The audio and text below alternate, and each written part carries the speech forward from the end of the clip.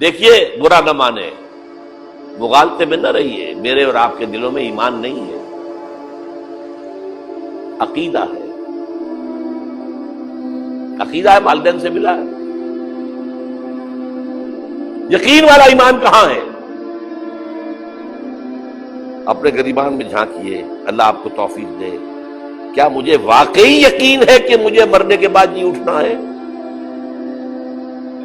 کیا مجھے یہ واقعی یقین ہے کہ اصل زندگی آخرت کی زندگی ہے؟ کیا مجھے واقعی یقین ہے کہ قرآن اللہ کا کلام ہے؟ ٹٹولیے اپنے دلوں کو۔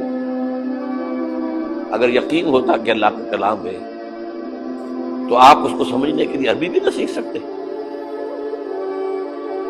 انگریزی آپ پڑھیں، اور پڑھی آپ نے ایسی کہ انگریزوں کو پڑھا دے،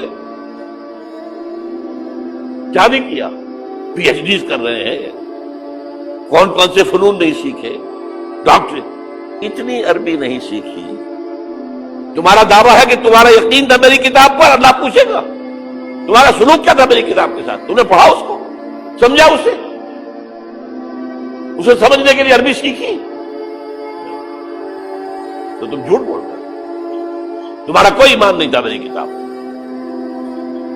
ما آمن بالقرآن من استحل محارمہ، جنہوں نے سود کو اپنے پورے نظام کی جڑ بنیاد بنایا ہو، ان کا ایمان کوئی ہے اللہ پر؟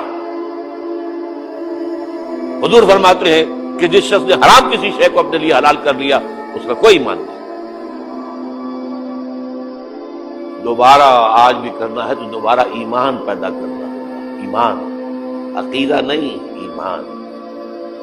صرف لپ سروس نہیں، اقرار باللسان نہیں، تصدیق بالقلب۔